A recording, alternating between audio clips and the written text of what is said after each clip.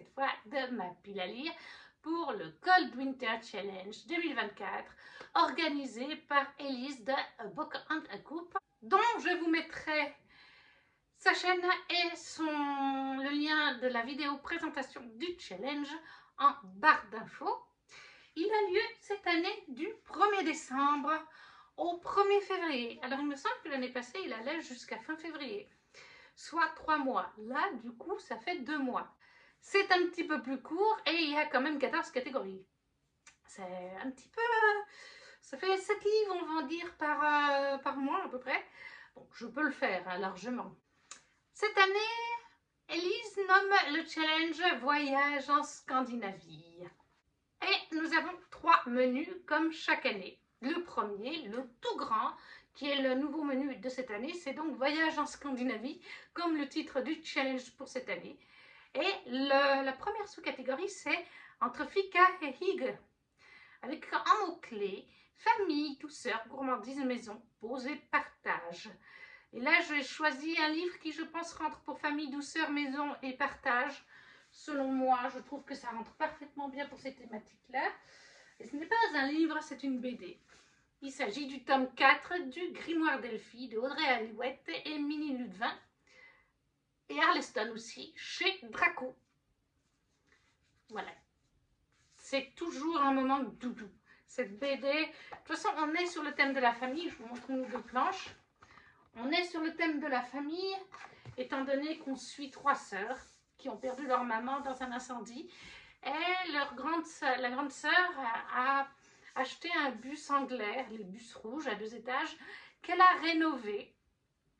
En haut, il y a un petit appartement type camping-car pour elle et ses sœurs, des petits lits superposés, une petite cuisine, un petit coin salon, et le bas du bus est en fait une librairie. Donc du coup la librairie se balade dans différents petits villages de France pour que les gens puissent acheter des livres, faire découvrir les livres, et ça lui permet de gagner sa vie. Et du coup ça lui a permis, tout ceci, quand elle a eu 18 ans, de faire la demande d'adoption, enfin de devenir la gérante, la garante de ses 2 petites sœurs, dont Elphie. Elphie qui a hérité suite au décès de sa maman d'un grimoire qui était vierge, rien n'était écrit dessus. Et quand Elphie se met à écrire dedans, le soir avant de se coucher, elle a posé un petit origami qu'elle a appris à faire. Je crois que c'est sa maman qui a appris à lui faire les origamis. Et quand elle se réveille le lendemain matin, l'origami a pris vie. Et elle découvre donc que le grimoire est magique, que grâce à ces origamis, quand elle les pose dessus, le lendemain matin, ils prennent vie, parce qu'elle est une sorcière, et sa maman l'était aussi. Ses sœurs ne le sont pas, mais voilà, Elphie, elle l'est. Donc on a une notion de magie, on a la famille, douceur, parce que moi je trouve ça doudou à souhait, partage, parce qu'on découvre des choses, parce que les sœurs partagent des moments entre elles, ou avec des gens qu'elles rencontrent, et puis ben, maison, ben, c'est leur maison, le bus, voilà. Donc pour tous ces mots-clés, moi j'ai mis le grimoire d'Elphie, le tome 4 qui est donc le trésor de la tricomancienne de Audrey Alouette, Arleston, Minnie Ludvin chez Draco, pour la sous-catégorie Entre Fika et Hygge. Donc les mots-clés famille, douceur, maison et partage. En deuxième, nous avons Yule, avec les mots-clés solstice, célébration, temps anciens, être magique ou pratiquant la magie et feu. Là, pour l'instant, j'ai mis être magique ou pratiquant la magie, mais il me semble, je ne veux pas vous dire de bêtises, que célébration et solstice pourraient quand même rentrer parce qu'il y a des célébrations dans ce livre. Mais en tout cas, pour les créatures magiques, oui, totalement. Angélion, le tome 3 de Justine Tiffany chez les éditions Plume Blanche, que je viens de me recevoir dans mon pack 2025. C'était la vidéo juste avant celle-ci. Un gros bébé. Dans Angélion, on suit Lilium, entre autres. C'est de son point de vue, mais il y a d'autres personnages qui s'ajoutent au fil de l'histoire. On est dans une fantasy un peu young adulte, mais assez dark quand même. Il y a des passages assez sombres. Et dans cette fantasy inventée, il y avait Angélion, qui est une sorte de déesse. J'essaie de vous résumer sans vous spoiler. C'est un univers quand même qui est bien complexe, mais on comprend. Angélion, qui est une déesse qui est liée au soleil en fait, et elle donnait des pouvoirs à certaines personnes, à certains certains enfants, etc. Jusqu'à ce qu'il y ait un incident. L'histoire retient de cet incident qu'après, Angélion ne se levait plus de la même façon, ne donnait plus des pouvoirs.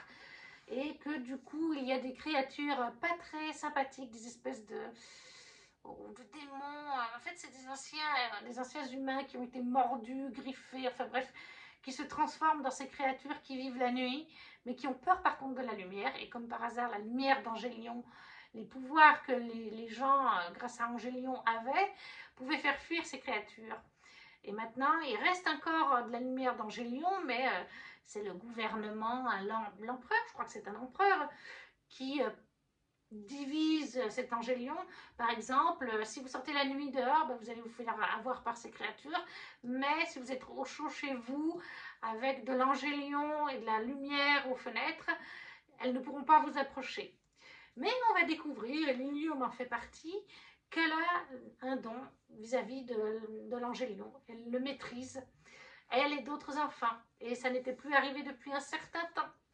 Et est-ce qu'elle ne doit pas lutter contre la politique en vigueur actuelle dans le royaume, leur empereur? Il me semble que c'est un empereur, je ne crois pas que c'est un roi. Contre son dirigeant, qui n'est pas si gentil que ça, comme elle le découvre. Voilà, c'est un résumé un peu carton, mais c'est du young adulte, mais il y a quand même des moments assez sombres. Il est bien un univers et un world building super intéressant au niveau de la mythologie, des pouvoirs, les personnages, bref, je ne suis pas là pour faire une review, mais voilà, ça c'est le tome 3 d'Angélion de Justine Tiffany qui rentrera donc totalement pour le mot-clé être magique ou qui pratique la magie. Mais je pense vraiment qu'il y a des célébrations et des solstices. Dans le tome 2, on a une célébration, hein, donc clairement on peut aussi cocher ces mots-clés avec Angélion tome 3 de Justine Tiffany chez les éditions Plume Blanche pour Yule. Troisième sous-catégorie, c'est le plus grand menu, il y en a 6. On a Yulupuki, avec un mot-clé secret, peur, animaux, métamorphose, sacrifice, cadeau. Actuellement, j'ai mis animaux en mot-clé, mais peut-être que secret et peur pourraient peut-être jouer. Je ne sais pas. On verra bien. Et j'y ai mis, parce que ça fait un moment que je l'ai, et même Chiara et Raphaël, Chiara l'a fini au travail, et Raphaël est en train de le lire et il l'adore, et ils me disent pourquoi tu ne l'as toujours pas lu. Le manoir de Castelcats, le tome 1 de Alain Tépusiguir chez Scrinéo. Voilà. Je sais qu'on est avec des chats qui pratiquent la magie, un peu à la manière d'Harry Potter. Voilà, un Harry Potter version chat. C'est le tome 1, l'automne des aspirants. Il n'existe pas d'endroit plus prestigieux que le manoir de Castelcats pour étudier les arts occultes de la magie. C'est à Castelcats que les magocats les plus puissants sont formés. Mais pas seulement. Les meilleurs mécanimateurs et les plus grands alchimistes y étudient également depuis des siècles. Voilà, donc on va avoir une nouvelle année de cours qui débute au manoir de Castelcats. Et Kovan rêve depuis toujours d'y entrer et de devenir aspirant. Mais pour lui qui maîtrise si mal l'indispensable, magoculture, triompher des épreuves d'admission n'est pas une tâche facile. Il y a pourtant pire. Une menace plane sur le Castelcats cet automne. Des incidents magiques se multiplient. Certains félins rapportent même avoir aperçu une horrible créature rôder dans les couloirs. Heureusement, le jeune chat peut compter sur Bruine, son amie gourmande et malicieuse, ainsi que Lexios et Serenia, toujours prêts à lui filer un coup de patte. Découvrez avec eux les mystères du manoir de Castelcats. Donc, je pense que ça peut faire secret et peur. Je pense que ça pourrait aussi jouer. Mais voilà, je me suis mis pour animaux, le manoir de Castelcats, le tome 1 d'Alain Tépusiguir, chez Scrinéo pour Yolupuki. Ça doit être scandinave comme mot, ça. En 4, nous avons la sous-catégorie Allons au sauna, avec un mot-clé humour, histoire courte, tradition, amitié, équilibre. Ça a été compliqué. Ça a été compliqué de trouver quelque chose. D'autant plus que j'avais certains livres que je voulais finir, 2 ou 3 sagas, que je voulais finir en décembre pour 2024. Donc j'ai aussi essayé de placer, voilà, ou d'avancer dans des sagas. Du coup, là, le mot-clé, j'ai mis humour. Peut-être qu'amitié ou équilibre, ça peut jouer. Ça, je verrai en le lisant. Mais l'humour, ça, je sais qu'il y en a. Il y en a toujours dans les livres d'Anatrice avec Arthur Willis Holm, le tome spin-off de la trilogie Myrina Holmes, paru chez Black Ink Édition. Très jolie couverture, j'adore. Là, c'est le spin-off, donc je ne peux pas trop vous en dire. Je ne peux pas vous lire le résumé. Ça vous spoil en fait une bonne partie de Myrina Holmes. Mais on va suivre en fait Arthur. Arthur Willis Holmes, qui est inspecteur tracker le plus badass d'Infernium. Avec une classe magistrale, j'élimine les criminels en un claquement de griffes et me lève les pattes des dommages collatéraux. Voilà. Je vous lis cette phrase-là parce qu'elle ne spoil pas, mais le restant, clairement, ça spoil. Pour vous parler de la trilogie de base et du coup de ce spin-off, on est en fait dans un fantastique, un peu urbain fantastique. On est avec des démons qui se baladent entre notre monde et le leur. Ils ont un monde parallèle au nôtre. Ils peuvent venir dans le nôtre, voilà, ils vont dans le vôtre, dans le leur. Et dans Myrina, on suit Myrina Holmes qui est une traqueuse de démons. On a les démons, dans cet univers, on a des démons pêcheurs et des démons, comment ils s'appellent déjà? Les vertueux, voilà. Donc vous avez par exemple dans les pêcheurs, vous avez la luxure, la paresse, l'avarice, la colère, l'envie, gourmandise et l'orgueil. Et dans les vertueux, vous avez la prudence, la tempérance, la justice, la force d'âme, de la foi, de l'espérance et de la charité. Donc moi j'adore, et ça en tout cas c'est sûr, c'est bourré d'humour. Voilà, c'est une saga. De toute façon, tous les Anatrice, il y a de l'humour dedans. Donc là-dessus, je pense qu'on peut jouer. Après, comme je vous dis, peut-être amitié et équilibre. Peut-être. À voir comment... voilà, parce que moi qui connais le personnage, je pense qu'il faut qu'il trouve un certain équilibre, ce cher personnage. Mais le spin-off de Myrina Holmes, Arthur Willis Holmes, pour la catégorie Allons au sauna chez Black Ink d'Anatrice. Et ça me permettrait d'avoir fini une saga. En 5, nous allons jusqu'au cercle polaire. Avec un mot-clé, finir une série. Nuit, isolement, aventure, exploration, pays scandinave. J'ai coché mot-clé finir une série et aventure. Ça, je sais qu'il y a les deux. Parce que ça me permettrait de finir une série et ce serait grand temps de la finir. Grisha, le tome 3 de Lake Bardugo chez Milan, les anciennes éditions. L'oiseau de feu. Dans Grisha, parce que c'est un tome 3, je vais vous parler du tome 1, on est dans un univers de fantasy complètement inventé, où depuis de nombreuses années, le pays est divisé en deux par une espèce de nappe de noir, d'un brouillard noir, mais on peut passer ce brouillard, il y a plein de créatures d'ailleurs, méchantes dans ce brouillard démoniaque, et on ne peut passer qu'avec des navires qui flottent, qui vont au gré du vent, enfin bref, il y a toute façon de magie avec les navires, voilà, et il faut bien sûr qu'il y ait des hommes armés, tout ça, qui maîtrisent, mais c'est pas garanti que vous arriviez à passer sans perdre un certain des hommes de votre navire. Donc voilà, le royaume est divisé en deux, et en fait on cherche des enfants qui ont des dons, qui se développent normalement à l'enfance, et Alina et son meilleur ami ont été testés à l'enfance, ils n'avaient pas de pouvoir, soi-disant. Ils ont grandi et il s'avère au final qu'Aéline a quand même un pouvoir. Elle est une invocatrice de lumière, donc pouvoir autour de la lumière. Et forcément, vous imaginez bien, puisqu'on vous décrit qu'il y a une espèce de grande bande sur plusieurs kilomètres de sombre, de brouillard et des créatures mortelles à l'intérieur, que l'invocatrice de lumière devrait pouvoir régler ce problème si elle apprend à maîtriser ses pouvoirs. Voilà, après il y a tout un univers, il y a d'autres personnages autour, mais globalement c'est ça. Et il y a bien sûr un grand méchant qui est lié avec cette nappe de brouillard maléfique qui a créé ce fold. En anglais on dit le fold, en français je ne sais même plus, mais voilà. Globalement, univers de fantasy inventé avec des pouvoirs spéciaux. Notre héroïne, une invocatrice de lumière, essaye de lutter contre le mal avec une nappe de brouillard maléfique en plein milieu du royaume. On va rester simple. Donc Grisha, le tome 3 de Lake Bardugo chez Milan Édition pour la sous-catégorie jusqu'au cercle polaire, finir une série et aventure. La dernière sous-catégorie de ce premier grand menu est aurore boréale, avec un mot-clé lumière, surnaturel, mystère, esprit graphique, science-fiction. Et là j'ai mis le mystère et science-fiction. C'est un e-book que vous aurez ici du coup. C'est Skyward, le tome 2 de Brandon Sanderson. Je vous cherche, enfin, j'ai déjà préparé sur la tablette. Le voilà. Il faut que j'avance cette saga, ça fait un moment que je l'ai commencé. Alors, comme c'est un tome 2, on va plutôt parler du tome 1. Je vous ai mis le tome 2. Les mots-clés, c'est Young Adult Amitié, vaisseau guerrier, extraterrestre, science-fiction. Donc, on est dans mystère, parce qu'il y a du mystère dans le tome 1. Et je sais, vis-à-vis du résumé du tome 2, qu'il y a du mystère. On va suivre, en fait, Spensa. On est dans un univers de science-fiction et en fait, on est avec des humains qui sont partis de la planète Terre il y a bien longtemps, qui ont atterri, si on veut, sur la planète où ils sont actuellement.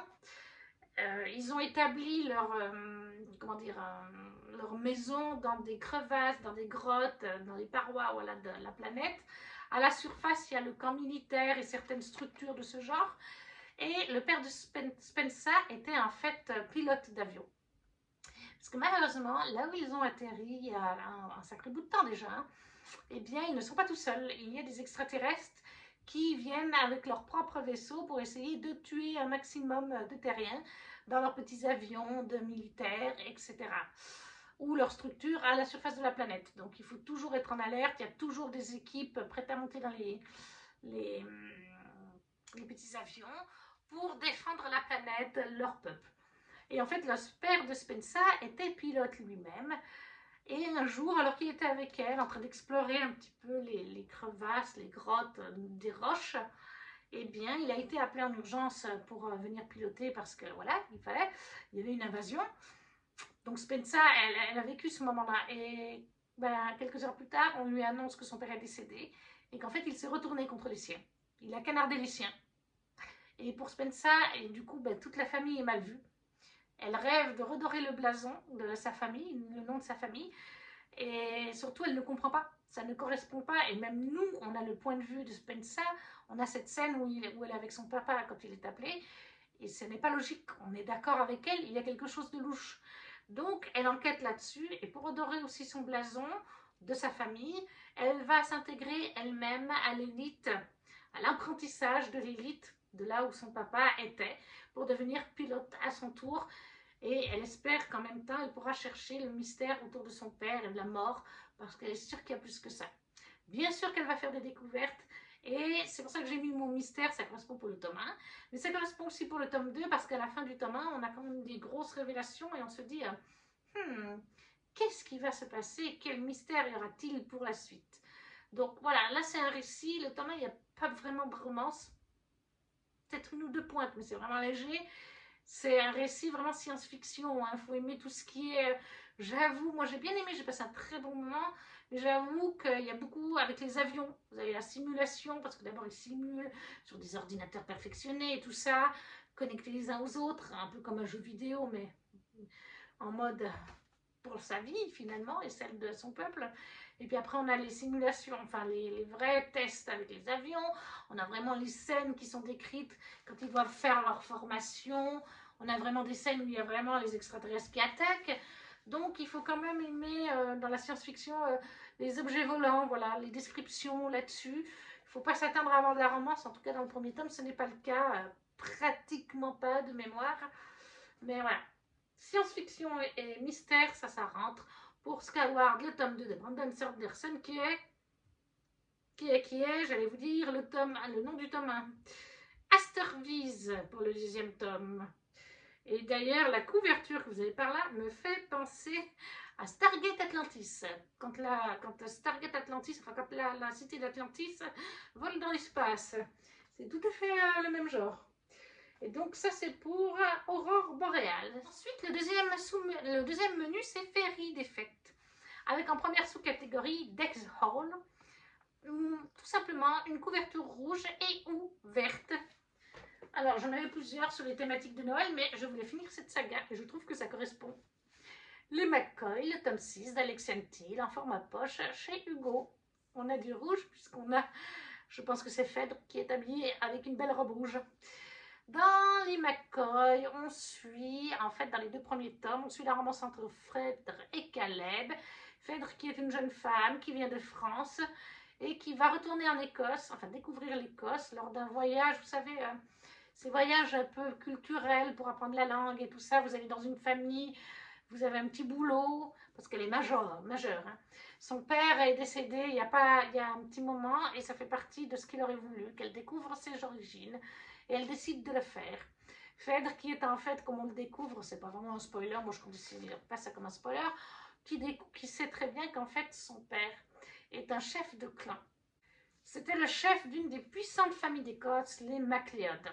Mais en fait, dans ce récit, on est de nos jours, le monde moderne comme on est là, tout est pareil. Sauf qu'en fait, à la nuance de notre monde, c'est que les clans écossais n'ont pas été détruits, n'ont pas été dissous par les Anglais lors de la bataille de Culloden, justement, il me semble, comme dans Outlander. C'est ce que les Écossais ont fait croire. Mais ils ont réussi à garder leur clan, malgré tout, leur culture, oui, à garder les clans actifs, mais aux yeux du monde et surtout de la couronne anglaise, ils se cachent. Ils font croire qu'il n'y a plus de clans, alors que oui, les clans existent toujours, les lois claniques existent toujours. Elles sont toujours pourries, genre c'est encore les lois d'il y a 200-300 ans en arrière. Les femmes, filles ou sœurs de chefs de clan doivent respecter la volonté du chef ou de la chef. C'est-à-dire si le frère dit bah, toi tu vas épouser tel frère de clan ou le fils du chef du clan ou même le chef du clan parce qu'on a besoin d'une alliance, et ben c'est comme ça. Les sentiments n'existent pas. Il faut que la fille idéalement soit vierge hein, si elle doit être offerte à un chef de clan. Voilà, et Phèdre, elle va tomber là-dedans lors de son voyage linguistique. Alors elle savait très bien que son papa était un ancien chef de clan, les MacLeod, qui a tout laissé en plan pour venir vivre en France avec sa femme et sa fille. Il ne voulait plus de cette vie pour lui et pour sa famille. Voilà, on part de ça. Les tomes 1 et 2, c'est sur Phèdre, qui va découvrir plein de choses vis-à-vis de ça. Et après, les tomes 3, 4, 5, c'est pas des nouveaux personnages, parce qu'on les aperçoit dans les autres tomes, mais on se focus sur la romance de deux personnages qu'on a découvert un petit peu dans les anciens tomes. On voit toujours, par contre, les romances, on voit toujours les personnages des autres romances. Hein. Ils font des caméos, surtout Caleb et Phèdre, parce que ce sont les personnages principaux du changement qu'ils veulent faire en Écosse, si on peut dire ça comme ça. Mais c'est une très bonne saga, et là c'est le dernier tome, et je voulais vraiment finir cette saga en 2024, pour ne pas la faire traîner plus d'un an et 2 mois à peu près. Donc les McCoy, le tome 6, qui est La Reine et le Clan, de Alexiane Thiel en format poche chez Hugo pour une couverture rouge sous Deck the Hole. La deuxième sous-catégorie, c'est Lumières enchantées avec une couverture qui brille, tout simplement. Et alors là, j'ai mis le tome 1 de La romance presque parfaite d'une accro à Noël. L'intégrale, c'est de Laura Eswald, paru chez Hugo Roman en version collector. Elle vient de paraître il n'y a pas très longtemps. Il est absolument magnifique. Et c'est une trilogie. Alors moi, je lirai le tome 1.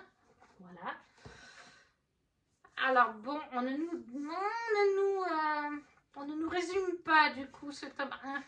Je vais vous chercher ça. Je reviens. Je vais sur Booknote pour voir ce qu'ils nous disent pour le résumé du 1.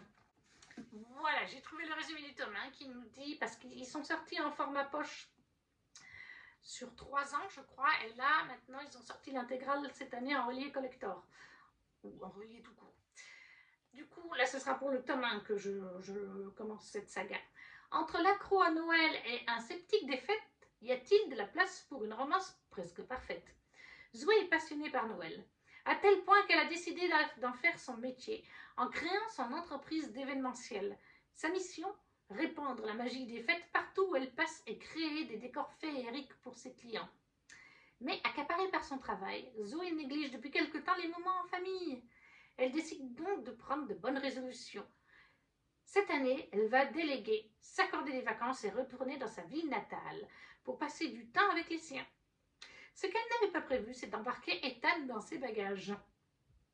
Pour ce journaliste, Noël n'est qu'une fête de plus, à laquelle on accorde bien trop d'importance. Alors, quand le magazine qu'il emploie lui demande de rédiger un article sur Zoé et son entreprise, il se retrouve bien malgré lui embarqué dans un tourbillon de décorations, de sapins et de pâtisseries, en compagnie de la jeune femme et de sa famille aussi mordue qu'elle. Entre l'accro à Noël et un sceptique des fêtes, y a-t-il de la place pour une romance presque parfaite? Voilà.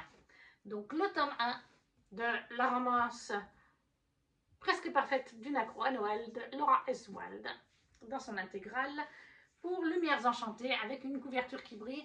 Et là, je pense qu'on ne peut pas dire que la couverture ne brille pas, même derrière ça brille. Ah, le jaspage aussi est brillant, donc c'est parfait. En troisième sous-catégorie, nous avons S'embrasser sous le gui. Et là, on nous met romance, entre parenthèses, de Noël. Donc j'ai choisi une romance de Noël que je vais lire en e-book sur Nextory. Et c'est Santa. Et c'est Secret Santa de Sophie Jomain. Comme cette année, je ne peux pas m'acheter autant de livres que je le souhaiterais, j'ai choisi, quand j'ai vu qu'il était sur Nextory en e-book, je me suis dit que j'allais le prendre. D'autant plus que Ludivine se l'est pris, elle, en livre physique. Et c'est un calendrier de l'Avent, donc un chapitre par soir. C'est le concept, déjà l'année passée, il y avait eu un Sophie Jomain comme ça. Vous avez des pages chaque jour qui sont cachées, qui sont à déchirer tout en douceur ou avec un ciseau ou quelque chose du genre pour découvrir un chapitre de 5-6 pages ou 10 au maximum jusqu'au 24 décembre. Donc vraiment un chapitre par soir.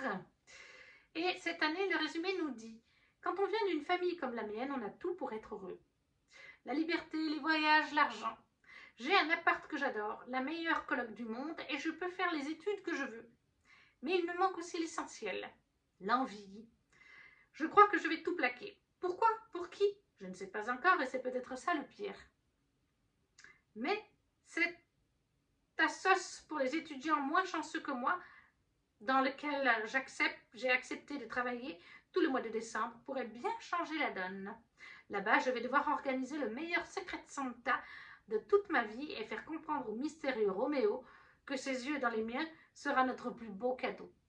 Voilà, donc Secret Santa de Sophie Jomain chez Ozu en format calendrier de l'Avent pour la sous-catégorie S'embrasser sous les gui, romance de Noël. La dernière sous-catégorie du menu féerie des fêtes, c'est Au coin du feu, avec un mot-clé cocooning qui réchauffe le cœur et le corps. Là, les deux mots-clés rentrent dedans pour moi, mais c'est un avis personnel. Et j'ai mis Comment survivre à Noël en plein été de Ludo de Bauer. J'ai lu en format poche chez Hugo. J'ai lu le premier tome l'année passée, Comment survivre à Noël avec son ex. Et là, c'est la suite. Alors, les deux peuvent se lire indépendamment. Mais, eh bien, il y a des petits caméos dans le tome 1 des personnages de ce tome 2. Parce que je crois de mémoire, c'est la meilleure amie. On va suivre la meilleure amie de l'héroïne du tome 1. Donc, on l'a aperçu dans le tome 1. Et je pense qu'on va apercevoir aussi quelquefois les héros du tome 1. Et là, je sais qu'on est en fait en plein été.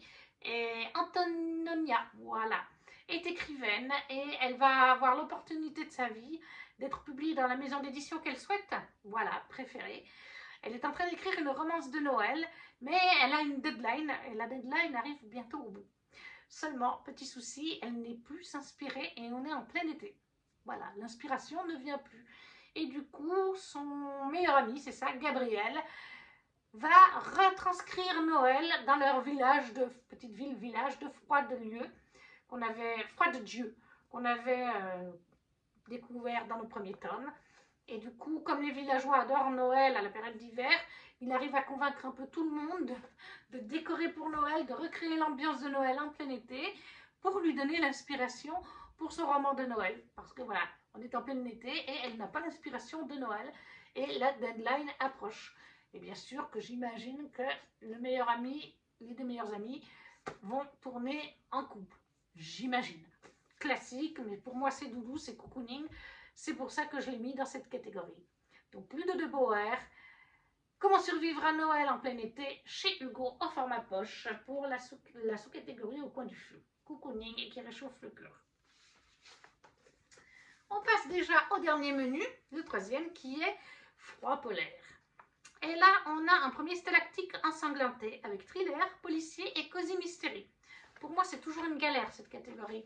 Je ne lis pas de thriller, je ne lis pas de policier, donc déjà on oublie. Alors j'ai misé sur cosy mystery.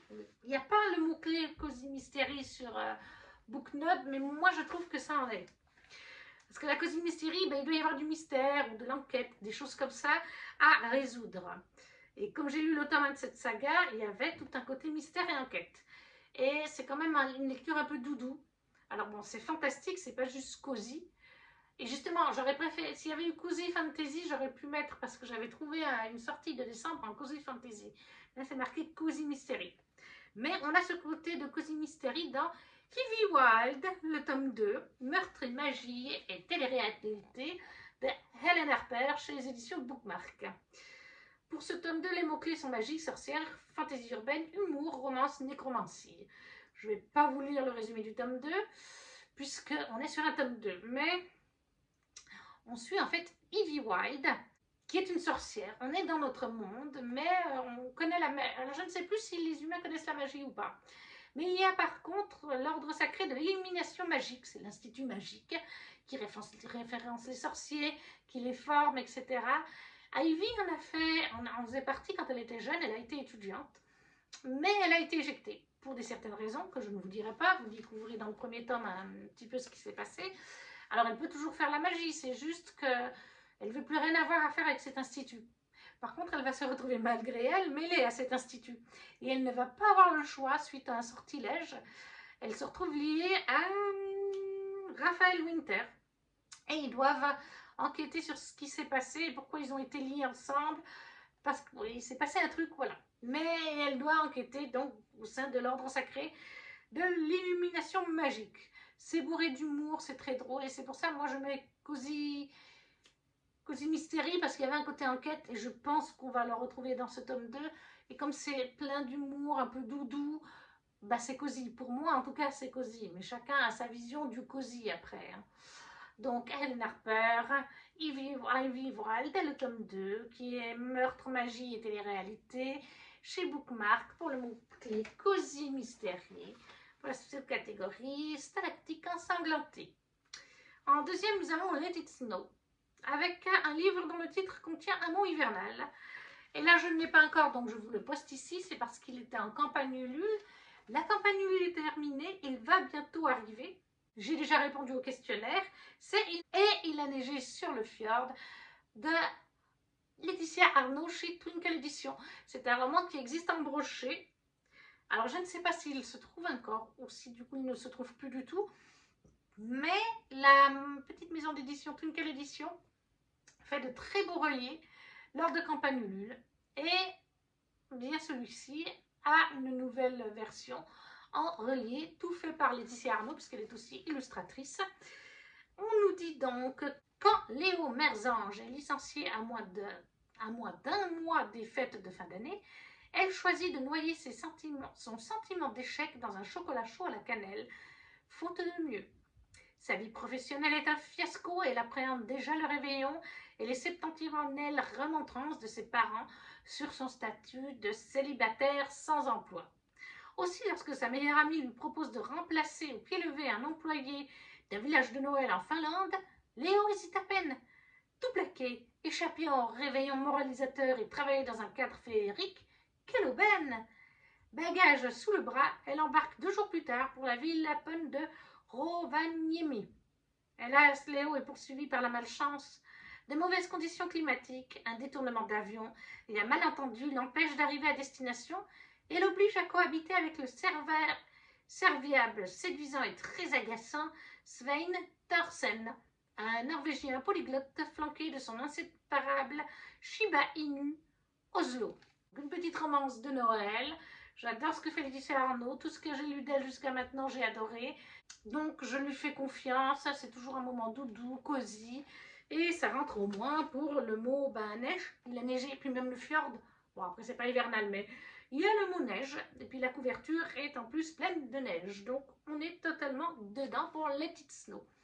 Donc, c'est Et il a neigé sur le fjord de Laetitia Arnaud, l'édition de chez Twinkle Edition, qui était en campagne Ulule. Je crois que vous pourrez l'acheter sur la boutique, mais je ne sais pas s'il arrivera d'ici Noël par contre. Je ne suis pas sûre. Ensuite, en 3, nous avons Marché dans la neige, avec un mot-clé Nature Rating, littérature de voyage, grands espaces et nature. J'avoue, j'ai cherché un moment. Je dis pas qu'il n'y a rien, hein. Il y aurait les Mémoires de la forêt, mais je n'ai que le tome 1 et je l'ai lu. Et en ce moment, acheter des livres, c'est compliqué, donc il faut que je fasse avec ce que j'ai. Et puis j'ai réfléchi, je suis en train de lire au travail avec Pierre et Raphaël La guerre des clans d'Erin Hunter. On a lu tout, enfin non, on a écouté tout le cycle 1 en livre audio. Maintenant on est dans le tome 2 du cycle 2 puisqu'il n'y a plus de livre audio pour les cycles suivants. Et du coup, moi j'avais lu jusqu'au cycle 3 complet inclus, et je les possède. Et j'ai plusieurs hors-séries en français ou en anglais. Donc j'ai décidé de me mettre le tome sur Étoile Bleue de la guerre des clans d'Erin Hunter, les anciennes éditions de chez PKJ. Maintenant, c'est plus du tout cette couverture. Hein. Et là, c'est le spin-off consacré à la vie d'Étoile Bleue depuis sa naissance jusqu'à sa mort. Je ne peux pas vraiment vous en dire plus, sinon ça serait vous spoiler. On est dans un récit, on est sur notre planète, hein, dans notre monde, mais on est avec des chats qui pensent, qui parlent, enfin qui parlent leur langage, bien sûr. Et on va suivre dans le cycle 1, en fait, Cœur de Feu, qui est un jeune chat domestique à la base, Frosty, je crois qu'il s'appelait, je ne sais plus. Et en fait, eh bien, il rêve, c'était un chat domestique, un chaton domestique, qui rêvait de nature, qui rêvait d'aller dans la forêt chasser des souris. Et il va rencontrer un apprenti du clan du tonnerre qui va lui expliquer les 4 clans, comment ça fonctionne. Suite à ça, il va rencontrer Étoile Bleue, la leader du clan du tonnerre. Et elle va lui proposer de rejoindre leur clan s'il le souhaite, d'être formé en tant qu'apprenti et s'il y arrive d'être un guerrier du clan du tonnerre. Donc voilà, et on a 4 clans de chats autour de ça. Le clan du vent, le clan de l'ombre, le clan du tonnerre, le clan de la rivière, plus le clan des étoiles, qui est le clan des chats décédés. Il y a donc un petit côté magie quand même, puisqu'il y a vraiment le clan des étoiles. Les guérisseurs de chaque clan entre eux et les chefs de clan peuvent vraiment communiquer avec le clan des étoiles. Le clan des étoiles leur envoie des prophéties, peuvent rentrer dans leurs rêves. Une fois par mois, les guérisseurs vont rêver à la pierre de lune. Ils vont vraiment voir leurs ancêtres, communiquer avec eux. Donc, il y a vraiment tout un aspect de magie. Et les chefs sont dotés, seulement les chefs, des 7 vies que les chats sont censés avoir. Donc voilà, le hors-série sur Étoile Bleue dans la guerre des clans des Erin Hunter chez PKJ. On est totalement pour les mots-clés grands espaces et nature. Et même nature waiting, on peut le dire aussi. Ça, c'est pour marcher dans la neige. Et on arrive à la dernière catégorie de ce menu, de ce challenge, qui est la magie de l'hiver avec les êtres du folklore hivernal, mythologie nordique, contes et légendes de Noël ou de l'hiver. Et là, j'ai mis un autre livre qui n'est pas encore sorti, qui est en campagne Ulule encore actuellement, mais ils vont arriver avant Noël. Je vous le mets ici et je vais vous chercher sur la campagne Ulule parce que du coup, ce n'est même pas encore créé sur Booknode, mais il s'agit de la bibliothèque de Noël aux éditions Twinkle Éditions. Une belle édition reliée, comme vous voyez, qui contiendra 7 contes autour du foyer de l'esprit de Noël, écrits par 8 auteurs et autrices. Le tout réuni dans une édition reliée aux finitions superbes. Et nous aurons donc 7 titres. L'auberge des grues cendrées par Jérémy Angelo, L'aiguilleur de Noël par Laetitia Arnaud, Deux lutins pour Noël par Sylvia Duclozel, Liselle et le hérisson de Noël par Mip Roberto Sanquer, La maison du murmureur par Florian Impala, Le secret du sapin par Amandine Jonquière et En attendant Yule par Ottavia Conteville et Amaury Château-Renard. Donc voilà, ça c'est les 7 histoires qu'il y aura. Vous voyez la couverture, ça sera génial à lire juste avant Noël. Donc la bibliothèque de Noël, un collectif de chez Twinkle Éditions. Pour les mots-clés, eh bien, contes et légendes hivernales, puisqu'on nous dit qu'on sera sur cette conte de l'hiver. Après, peut-être que les aides du folklore pourront rentrer dedans, selon comment les auteurs ont choisi d'aborder leurs contes d'hiver et de Noël. Et du coup, la vidéo est déjà terminée. Pour une fois, elle est un petit peu moins longue. Voici les livres physiques. Alors, comme je vous ai dit, il en manque 2. Les 2 campagnes Ulule que j'attends. Et puis, il y a 3 e-books, si je ne me trompe pas. Je crois que c'est ça, ça fait 3 e-books en plus. N'hésitez pas à me dire si vous participez au Cold Winter Challenge en commentaire, ou si vous avez déjà lu ces livres, ou s'ils vous font envie. Comme d'habitude, si vous ne savez pas quoi mettre, un petit emoji, ça fait toujours plaisir. Un petit pouce pour soutenir la chaîne, à partager si le cœur vous en dit. Et nous, on se retrouve très vite pour une prochaine vidéo. Ciao, ciao!